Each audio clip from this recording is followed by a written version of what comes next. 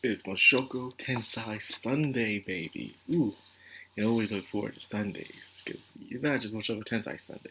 You also get the Yohane and other stuff. It's good to look forward to Sundays. It's also my day off too begins.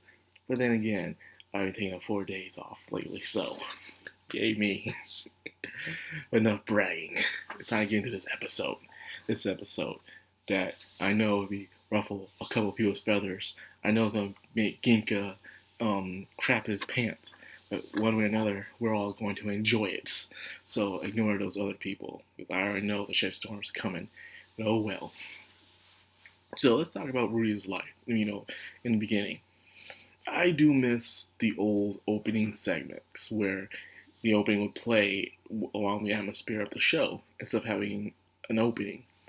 I can see why they did it, but I feel like they didn't need to, but they wanted to. So whatever, man. I just can't let that one go because it was just so unique. It was different. Now it's like everybody else. It's like everybody else, and I don't want that. Okay, that's just me. That's just how I feel. Well, anyways, enough of how I feel. Let's just get into this episode. Marie's life doesn't feel like high school life. It feels more like a college life, where you don't have the same schedule as everybody else does. You're not at school almost all day, determined on your schedule. You pretty much go where you want to study. You start your mornings working out, getting some breakfast, doing stuff like that. You don't have to eat inside the cafeteria like you do in high school and stuff like that. And it's more to college life in a way. You know, you take your classes and stuff. You study by yourself and not with the class itself. You have your lectures.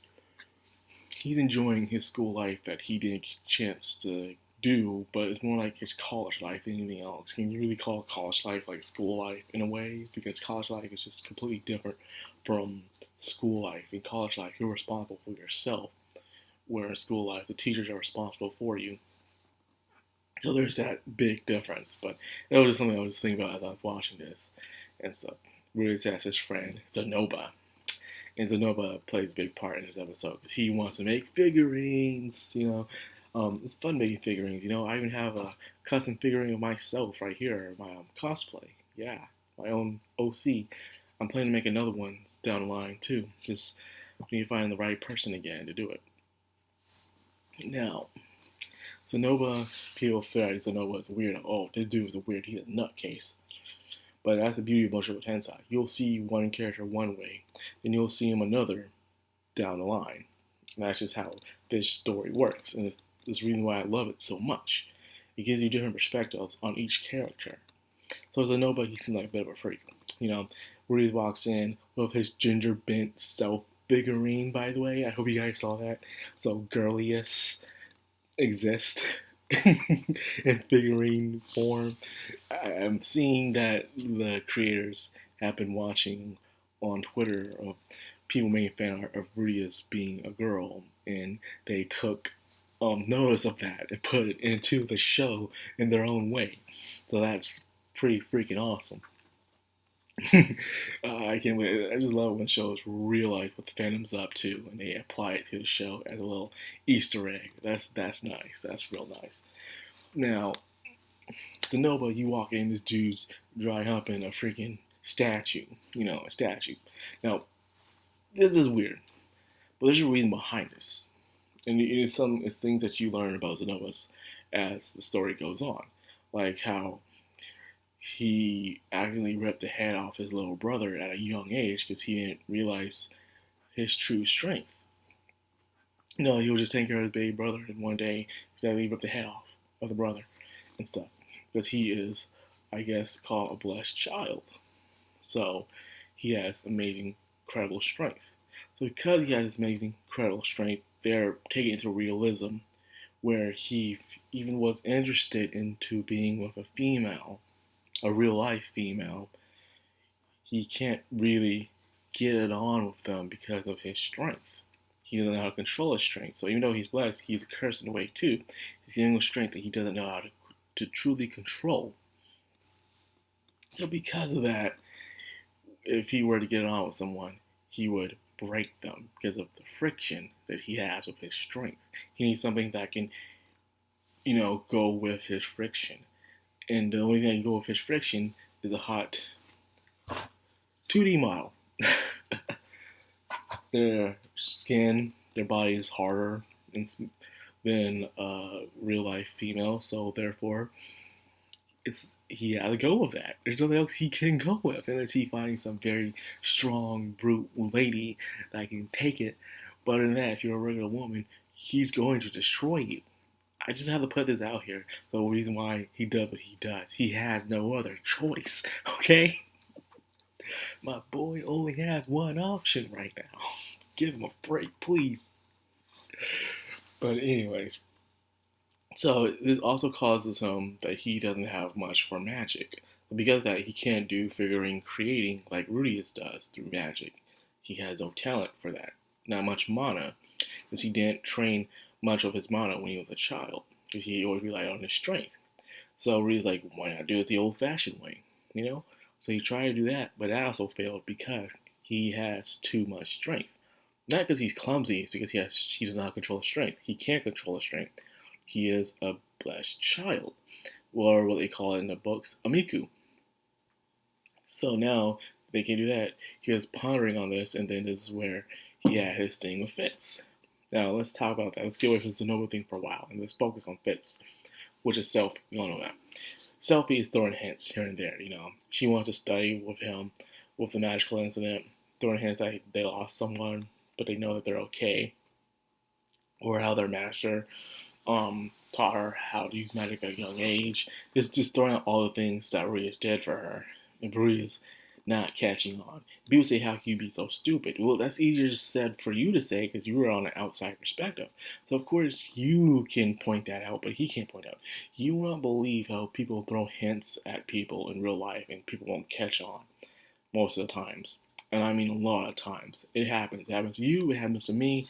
That's just the reality of the situation. People can be talking about you, hinting about you for a while, and you won't even catch on to it. I remember when I was in high school, when I started high school, this one girl was hinting that she liked me, and I didn't catch on at all.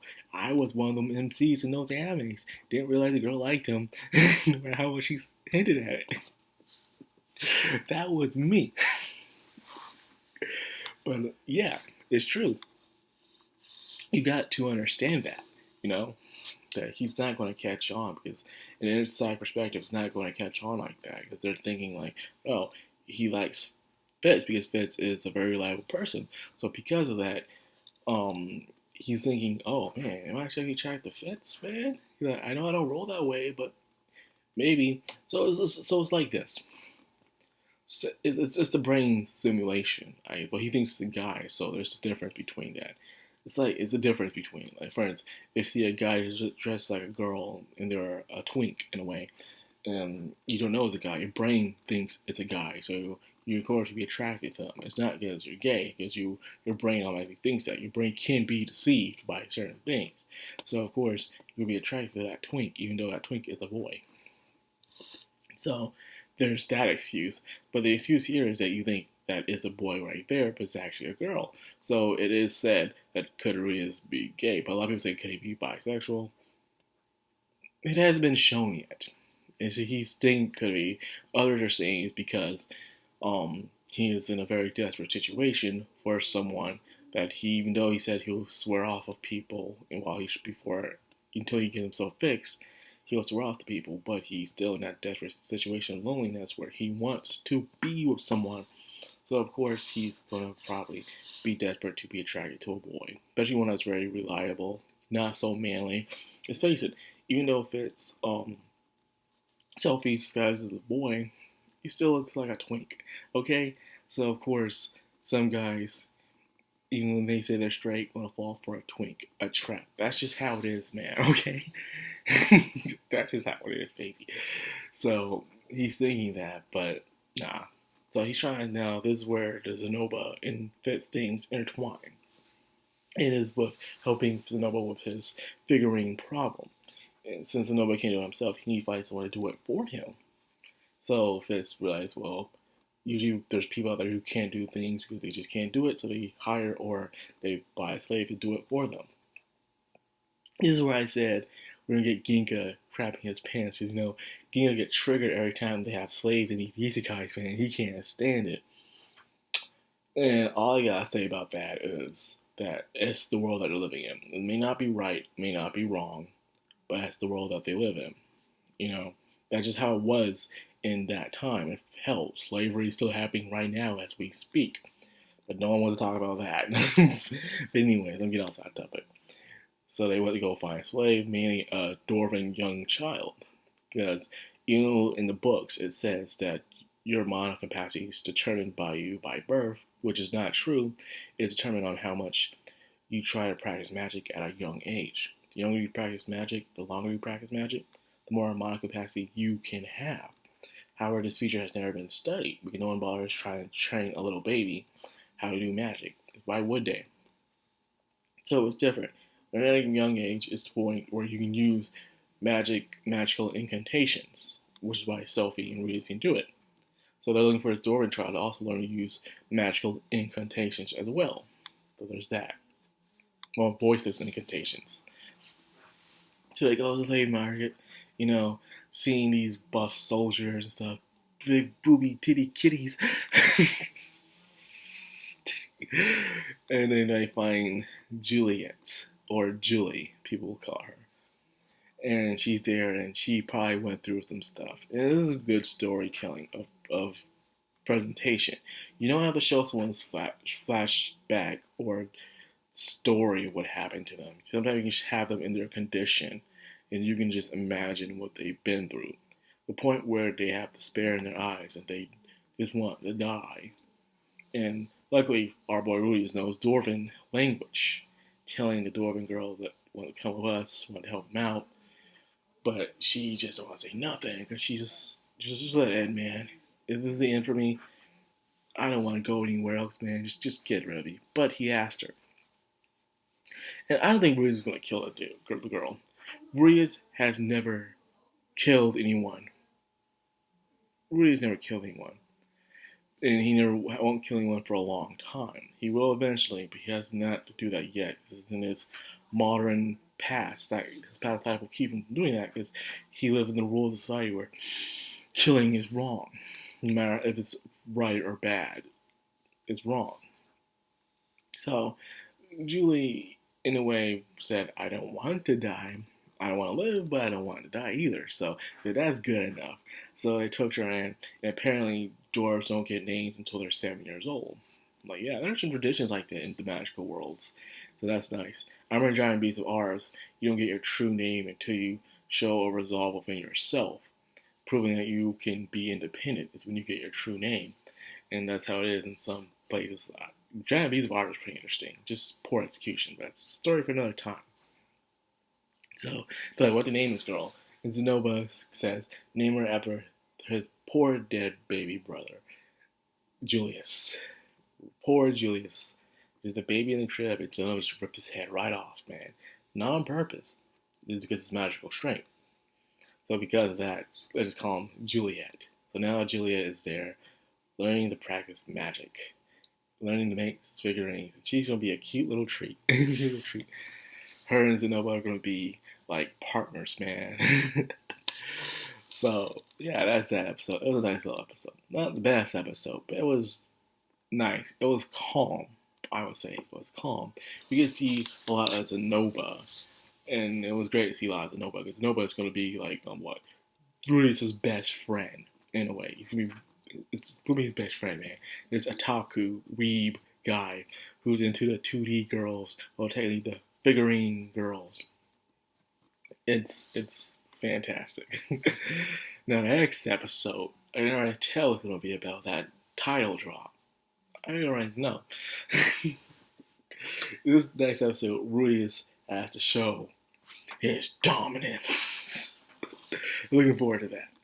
Now that being said, I think I'll end the video here. It was nice little calm, but satisfying episode. I say myself. That came out weirdly.